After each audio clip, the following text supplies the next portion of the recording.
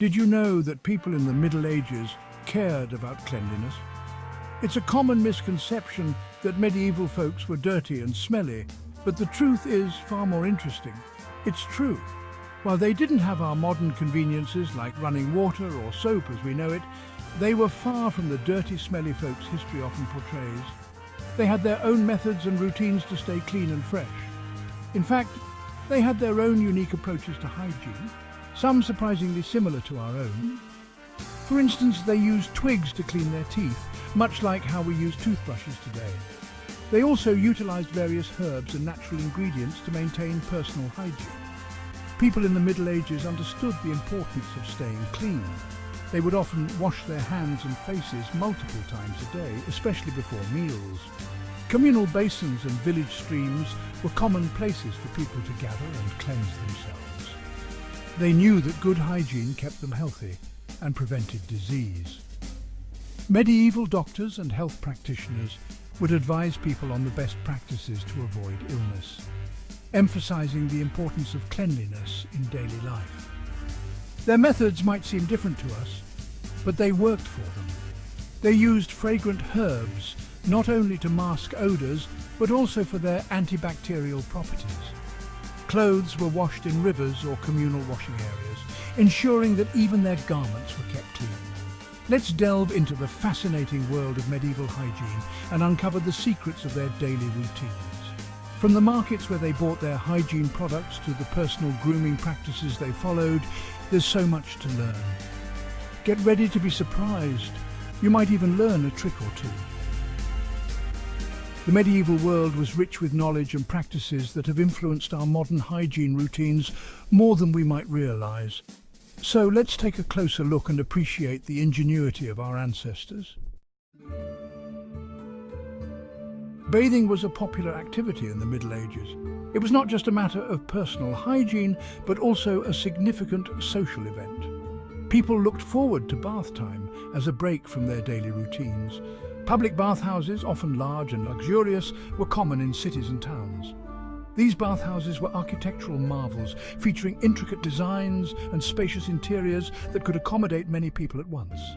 People from all walks of life gathered there to socialize, relax, and of course, get clean. It was a melting pot of different social classes, where merchants, nobles, and commoners could interact freely. These bathhouses weren't just about hygiene. They offered a variety of services, including massages, haircuts, and even medical treatments. Some bathhouses had musicians and entertainers to keep the patrons amused. They were important social hubs. People would discuss business deals, share news, and even arrange marriages within the warm, steamy confines of the bathhouse. Imagine them as a combination of a modern spa and a pub, a place to unwind, chat with friends, and catch up on the latest news. The atmosphere was lively, filled with laughter and conversation. For those who couldn't afford public baths, washing at home was common.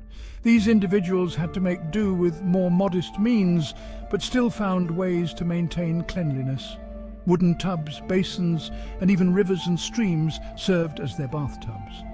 Bathing in natural water sources was particularly popular during warmer months, providing a refreshing escape from the heat. They used soap made from animal fat and ashes, and sometimes even herbs to add a pleasant scent. Soap making was a skill passed down through generations, and each family had its own unique recipe. The addition of herbs not only improved the scent but also had medicinal properties, making the soap more effective. Bathhouses were often open late into the night, illuminated by candlelight, and filled with the sounds of merriment. It was a place where the community came together, transcending social boundaries and creating a sense of unity. The architecture of these bathhouses was designed to impress. High ceilings, ornate decorations, and large communal pools were common features. Some bathhouses even had separate sections for men and women, ensuring privacy and comfort for all patrons. Attendants played a crucial role in maintaining the bathhouses. They ensured the water was at the right temperature, provided towels and other necessities, and kept the facilities clean and welcoming. Entering a bathhouse was like stepping into another world, a sanctuary from the hustle and bustle of medieval life. It was a place where people could relax, rejuvenate, and reconnect with their community. Contrary to popular belief, people in the Middle Ages did wash their clothes. For the wealthy, this was a simpler affair. They had servants to wash their fine fabrics, often using lye or urine as a cleaning agent. These clothes were then rinsed thoroughly and laid out to dry, usually in the sun to help bleach out stains and keep them smelling fresh.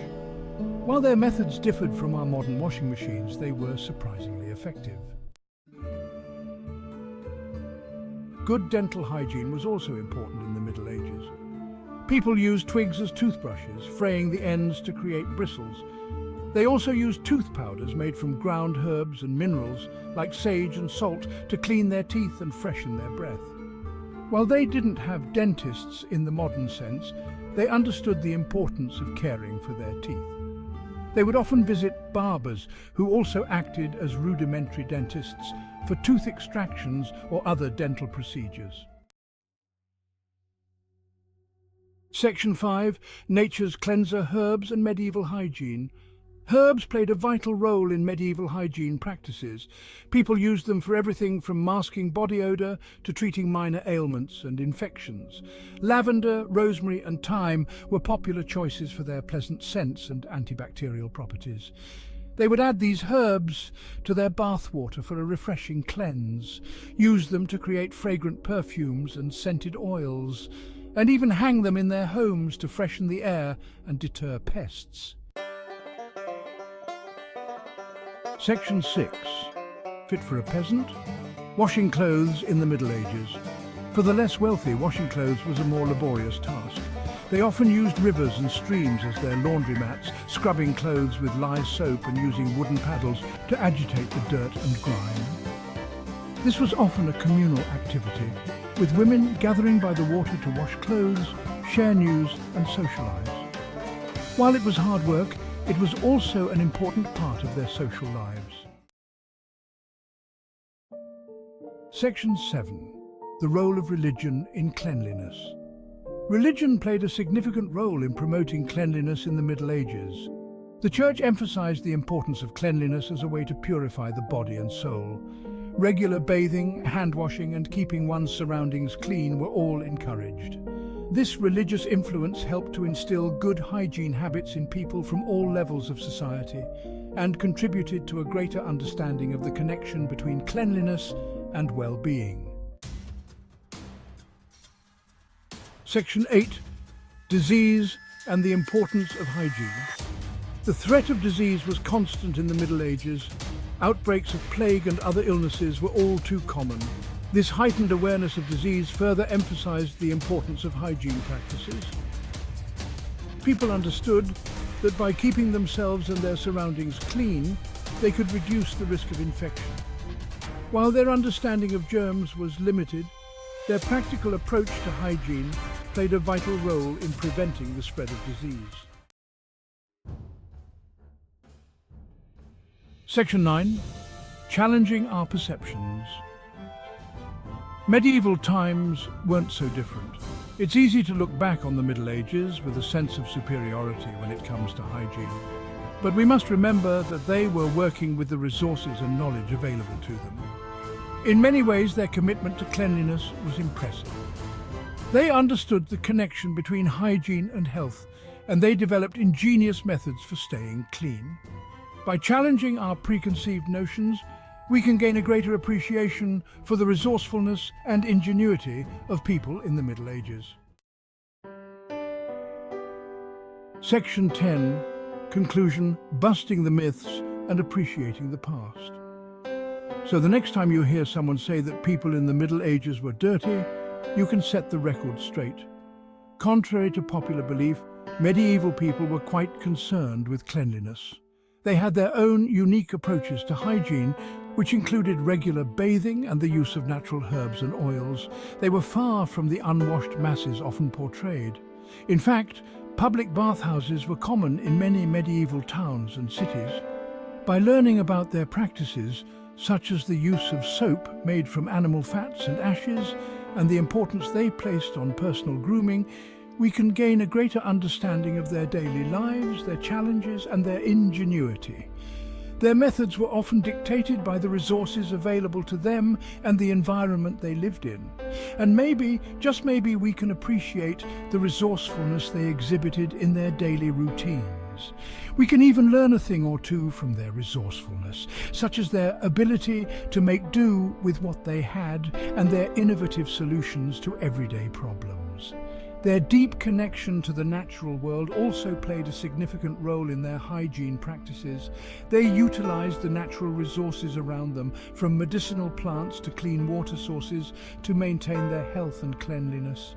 Understanding these aspects of medieval life helps us appreciate the complexity and sophistication of their society.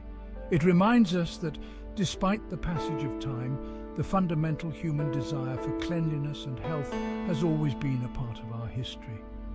So the next time you hear a myth about the Middle Ages, remember the truth about their hygiene practices and the wisdom they held. Their legacy is not just one of knights and castles, but also of everyday people striving to live clean and healthy lives.